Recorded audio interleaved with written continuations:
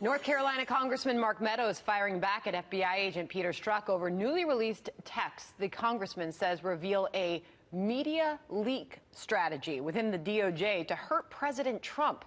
Both men accusing each other of dishonesty and misrepresenting the facts. Ohio Congressman Jim Jordan, he sits on the House Judiciary and House Oversight Committees. He joins us now. Congressman, good morning to you. Good morning. So what should the American people take away from these messages that we've now seen, in addition to the fact that we're seeing this war of words between Meadows and Strzok's attorney? Well, I mean, the argument that Mr. Strzok's making just doesn't hold water and doesn't pass the smell test. I mean, remember, this is the same guy that said, we will stop Trump. This is the same people who said that, you know, Trump should lose 100 million to zero. So their bias was pretty darn clear from some of the earlier text messages we see. Now we see that there was a media strategy, a leak strategy to influence this whole thing. And we know this from the Inspector General's report. I remember one of the things the Inspector General cited, Sandra, was 13 different FBI people who were working with one reporter. Now, if that doesn't point to some kind of media strategy, leak strategy, I don't know what does. We're all left wondering what exactly that is, because here's what Strzok's attorney issued via a statement.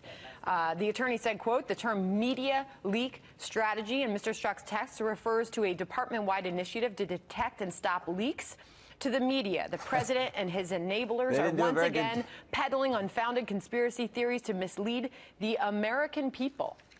Yeah, if their strategy was to stop the leaks, they sure didn't do a very good job because they were everywhere. Also, remember this, the dossier was the key. The dossier is what they took, uncorroborated, a non-credible dossier they took to the secret court to get the warrant to spy on the other campaign.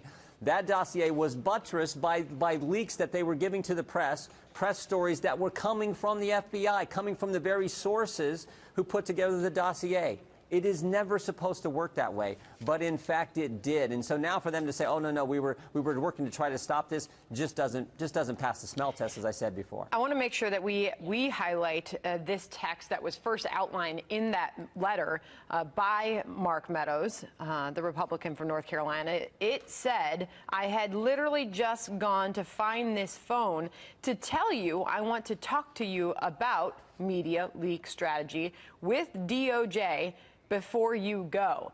And Meadows is obviously making the case about the media leak strategy, while Strzok and his attorney are saying that that text is being completely taken out of context. Yeah, I mean, again, look at the history. Who are you going to believe? I think Mark has it exactly right. I think Peter Strzok, with all we've learned about him, remember, he was the key agent. He was the guy who ran the Clinton investigation, started and ran the Trump-Russia investigation. Remember, all these key people at the FBI. James Comey, director, fired. Andy McCabe, deputy director, fired. Peter Strzok, deputy director of counterintelligence, first demoted, then fired. Jim Rubicki left the FBI, chief of staff. Jim Baker, chief counsel, was first demoted, then left the FBI. And Lisa Page, FBI counsel, was demoted and then left the FBI. Those key people ran both of these investigations, and now they're telling us, oh, don't worry, we were actually trying to work this out and stop the media leaks, when we know the media leaks were used to buttress the dossier when it was taken to the FISA court. Just doesn't hold water. Politico's got a big, turning the page a little bit here, it's got a big piece out on you today titled Right Mount's Campaign to Make Jim Jordan the GOP Leader. Have you had a chance to read it? I have not read it yet. I've heard about it, but I have not read it yet. Let me tell you, it says a collection of outside groups wants the Freedom Caucus co-founders to succeed Paul Ryan, but rank-and-file members aren't likely to abide. First of all, do you want that job? Well, yeah, so I've announced that if we keep the majority, and that's priority number one, that I'm planning to run for speaker. What I will tell you is almost every major conservative organization across this country is supporting us. I've been shocked and pleased with that kind of grassroots support we're getting across the country. I was in Texas yesterday helping two of our candidates. The grassroots support I got there from people was very strong. So we'll see. But the main thing is to keep the majority, and then, in fact, if we do, I would like to lead our conference, lead the House of Representatives, because I think we've got to focus on one simple thing: doing what we said and helping the president accomplish the things we told the voters we were going to accomplish. Well, and that is what the leaders of these four prominent outside groups, conservative groups, is the case that they make in this article. I'm sure you'll check that out at some point today. Jim Jordan, the congressman, thank you very much for joining us this morning. Thank you, Sandra. Well, it has been 2 decades since the Starr report was released, leading to the impeachment of President Clinton. Now Ken Starr is speaking out with his perspective on the investigation and the Clintons in a new memoir full of explosive new information, including that he considered perjury charges against then First Lady Hillary Clinton. We haven't heard about that. Let's talk to the man himself, Ken Starr, former independent counsel and author of the brand new book, Contempt, a memoir of the Clinton investigation. Ken, good morning to you. Hey, good morning. Thanks for having me. So you considered charges of perjury against Hillary Clinton. Why not? I'll always remember that day because we all sat in a room. We had a draft indictment. We had a very elaborate prosecution memo. In the trade, we call it a pros memo, which laid out all the facts, the charges. We simply did not have sufficient evidence to prove it beyond a reasonable doubt. Well, when you interviewed Mrs. Clinton, when she was interviewed, didn't you get some answers then?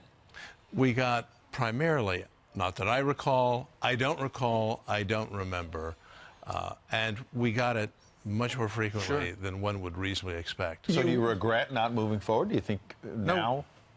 We did the right thing, Ed. We really did. We made a judgment. We were round the table, very experienced prosecutors saying, do we have the evidence to prove it?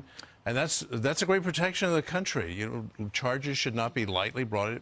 If you cannot prove the charge, you shouldn't bring it. You were like the Robert Mueller of the day. When I was reading your book, something that shocked me was Monica's reaction when she realized, Monica Lewinsky, when she realized she was set up by Linda Tripp. They were supposed to go to lunch together, right? And Yeah. then what happened? Well, first of all, as I describe in the book, Monica was encouraging Linda Tripp to file a perjurious affidavit, an affidavit filled with lies, just as she had done. And so we record what's happening real time. It's clear that she is, in fact, involved in a criminal effort to encourage others to lie. So then she is invited to a room at the Ritz-Carlton Hotel. There were two adjoining rooms, and we gave her the opportunity to get an immunity deal right on the spot. She was pretty angry about it. She was especially angry at Linda Tripp. Expressed that anger in very colorful terms. She was screaming and kind of losing it, going crazy. She had a rant, but don't underestimate Monica. She's extremely smart, and she's very, very clever, and she kept a group of prosecutors and FBI agents just sort of standing by much of the day. Her mother arrives from New York. It was really a very dramatic day, and I try to give a sense of that drama in the book. What about Brett Kavanaugh? Because he may be confirmed soon to the high court. And then you saw what happened at those hearings. It got pretty contentious. You had all these protesters, pretty uncivil. But also there's been this charge in recent days that somehow when he worked for you as independent counsel, he was a hatchet man. He was leaking negative information to the media. You say... Partisan attacks, untrue, person of total integrity. Did he deal with the press? On authorization, yes. Did he leak grand jury information? We were totally exonerated of any charge that we had somehow stepped across the line. Prosecutors talk to people, and in fact, one of the things that people I don't think appreciate is the press brings very helpful information to prosecutors. And you have great respect for Judge Kavanaugh, don't you? Oh, absolutely, Ainsley. He is just A+. He's a person of great character. Coach K is just terrific. And you have great regard for Robert Mueller as well. However, some of the partisan Democrats on his team you worry about. I do.